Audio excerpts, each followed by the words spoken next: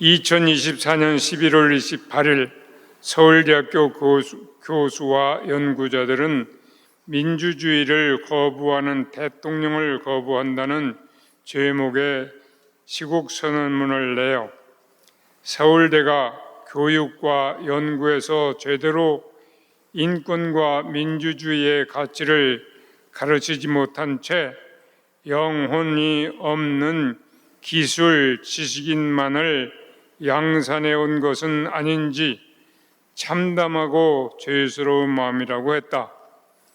이날 2시 기준 해당 시국 선언문에는 서울대 교수와 연구자 525명이 연명했다.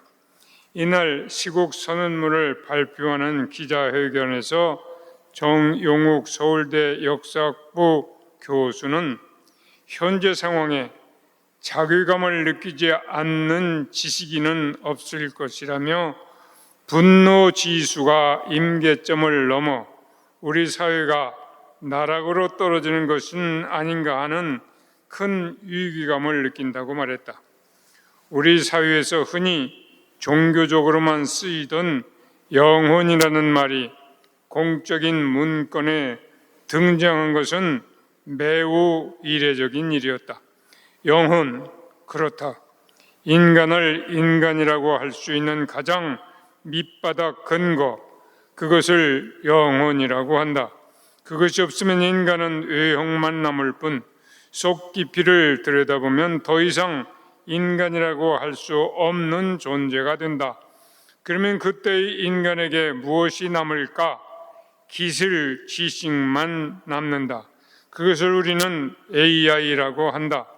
그리고 사람의 겉모습을 닮은 AI를 우리는 휴머노이드라고 한다.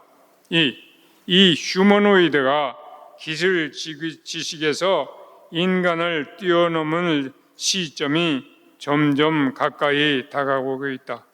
2005년 레이 커즈와일은 그때를 싱귤레어리티라고 부르며 싱귤레어리티가 가깝다는 책을 통해 그때가 2045년쯤이라고 했다. 당시 사람들은 그를 거의 정신 나간 사람 취급하며 가당치도 않다는 식의 반응을 보였다. 그런 일이 애초에 가능하지 않으며 가능하다 해도 그것은 수백 년 후에나 생각해 볼 수 있는 일이라고 했다. 그런데 2024년에 같은 저자는 싱귤레어리티가 더 가깝다는 책에서 그때가 2029년쯤이라며 본래보다 훨씬 앞당겨 잡았다. 그런데 2025년 중반에 들어선 지금 일론 머스크 등 몇몇 관계 전문가들은 그때가 1, 2년 안에 돌아올 것이라고 말한다. 그리고 이런 말을 듣는 우리 대중들의 첫 반응은 불안, 그리고 경우에 따라서는 공포까지 느낀다. 실제로 사태의 이런 발전에 관해서 가장 낙관적인 입장을 고수하는 커즈와일조차 싱귤레리티에 대비해서 겉으로만이 아니라 곧 인간의 정신, 영혼까지를 잘 갖추고 있는 사람들이 앞장서서 이 기술 지식을 올바른 방향으로 이끌지 않으면 인류가 파국을 맞이할 수 있다며 그런 인재를 만들어내기 위한 교육기관을 설립했다. 그 이름이 싱귤레어리티 유니버시티. 1.3 비상계엄 사태에 대한 서울대학교를 비롯한 국내 여러 대학교 교수와 연구자들 그리고 종교인들과 각계각층의 거센 반발로 마침내 비상정권 교체가 이루어졌다. 국민 중 많은 이들이 영혼을 되찾기 위해 탱크와 총검을 가로막아서서 목숨을 걸고 지키는 민주주의의 승리이다.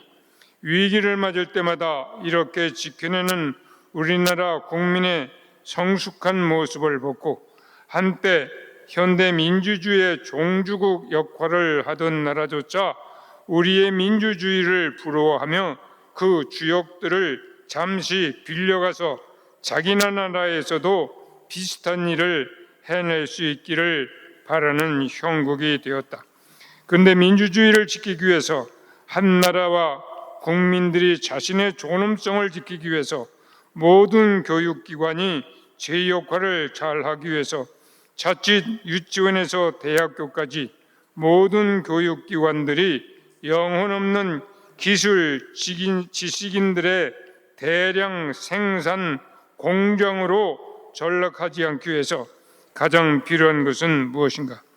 이 질문 자체에 그 답이 들어있다. 영혼을 가꾸고 잘 길러주는 것, 영혼을 잃었으면 되찾아주는 것이다. 그리고 바로 이것이 아는 것에 관한 한 인간이 따라잡을 수 없는 휴머노이드의 출현을 바로 앞두고 사람이 지켜야 할 마지막 보루이며 AI가 아무리 아는 것이 많고 인간이 해오던 일을 그것이 다 하는 시대가 오더라도 그 AI를 종으로 부르며 인간 특유의 존엄성과 인간만이 가지고 있는 능력 그리고 그 미덕을 한껏 개발함으로써 인간 전체를 한 단계 끌어올려 초인이 아니면 적어도 월인으로 올라설 수 있는 길이다. 바로 이 지점에서 오늘 우리가 들은 성서의 말씀들이 대단히 큰 빛을 준다. 먼저 마테오복음을 깊이 들여다보자. 우선 약 2000년 전에 기록된 이 글에는 오늘 그리고 이 시대를 사는 우리에게 당연히 생소한 표현들이 등장한다. 불과 100년 전에 우리나라에서 쓴 문건을 지금 우리가 읽어도 알아듣기 어려운 표현들이 많이 나타나는데 2000년 전 우리와는 전혀 다른 문화권에서 생산된 문건이 그렇지 않다면 그것이 오히려 이해하기 어려웠을 것이다. 그러니 오늘 복음에 등장하는 말 가운데 마귀 들린 사람이라는 표현을 우리 시대의 언어로 번역해보자. 당시 그 지역에서는 전통적 관습에 따라 오늘이라면 정신과적 질병을 가리켜서 한마디로 마귀 들렸다고 표현했다. 육체 혹은 겉에 생긴 문제를 그냥 병이라고 한데 반하여 정신 혹은 내면에 발생한 문제를 마귀 들렸다고 말했던 것이다.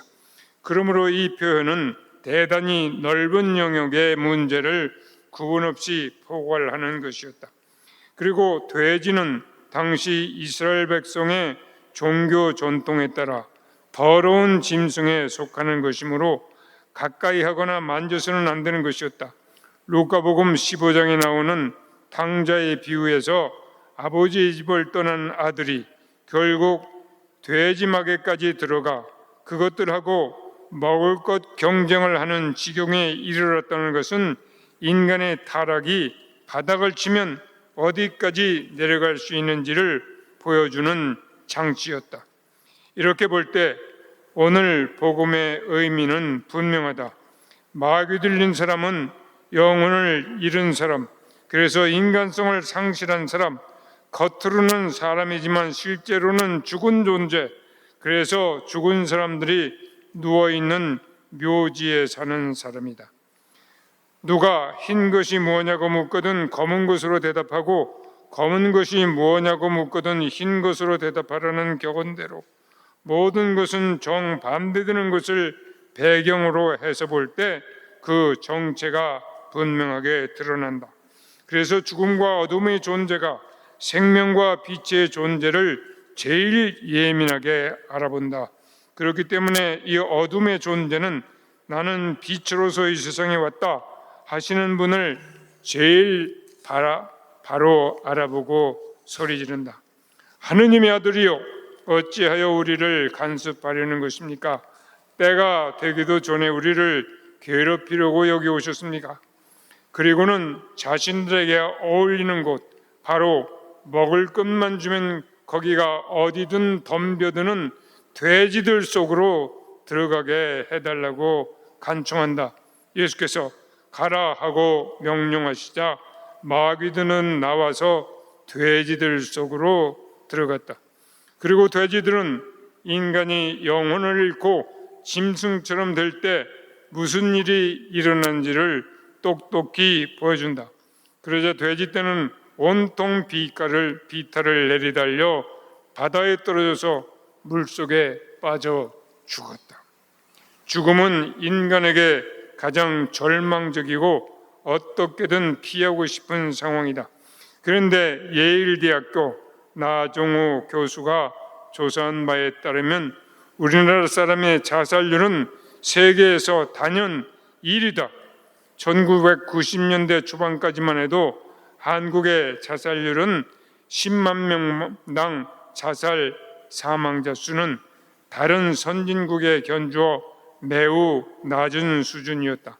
1991년 기준 경제협력개발기구 회원국의 평균 자살률이 16.9명이었는데 한국은 그 반절 정도 8.6명에 그쳤다. 하지만 애완 위기를 전후로 한국의 자살률은 가파르게 올랐고 상황은 금세 역전했다. 그래서 2004년 이후로 한국은 단 한 번도 자살률 1위 자리를 내어준 적이 없다. 나 교수에 따르면 사회가 발전하고 파편화할수록 사람들이 정신 건강에 취약하고 자살률이 높아질 것 같지만 그렇지 않다며 OECD 국가 중 최근 10년간 자살률이 증가한 곳은 우리나라와 미국 정도밖에 없다고 했다. 실제로 OECD 회원국의 자살률은 꾸준히 떨어져서 10.7명 2024년 기준으로 내려앉았다. 반면 한국의 자살률은 24.8명, 국내 기준으로 2023년에는 27.3명에 달한다. 특히 청소년들의 사망률은 더욱 엄청나다.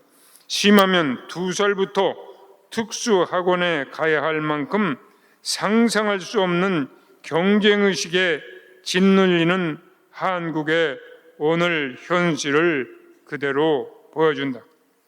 오늘 복음의 결론은 어느 시대에나 변하지 않는 인간의 무서운 타성을 잘 보여준다. 돼지치던 사람들이 이것을 보고 읍내로 달려가서 이 모든 일과 마귀 들렸던 사람들의 일을 알렸다. 거룩한 것을 개에게 주지 말고 진주를 돼지에게 던지지 마라. 그것들이 발로 그것을 짓밟고 돌아서서 너희를 물어 뜯을지도 모른다. 이 성서 대목의 논리에 따르면 영혼이 빠져나가고 겉모양만 남은 인간은 돼지와 다를 바가 없다 하는 행동도 그것을 담는다. 그래서 참 사람이 될 일생일대의 기회를 스스로 박쳐버린다.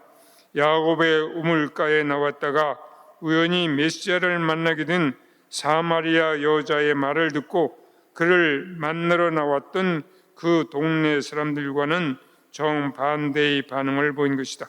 그래서 이 이야기는 더없이 슬픈 장면으로 끝난다. 그러자 온 동네 사람들이 예수님을 만나러 나와서 예수를 보고는 저희 고정에서 떠나가 달라고 간청하였다. 그러면 이런 상황에서 해방되고 사람이 본래 가지고 있던 영혼을 회복하는 길은 어디에 있는가? 오늘 우리가 방금 들은 창세기가 그 답을 준다. 아브라함은 아침 일찍 일어나 양식 얼마와 물 한 부대를 하갈에게 메어주고 아이를 데리고 나가게 하였다.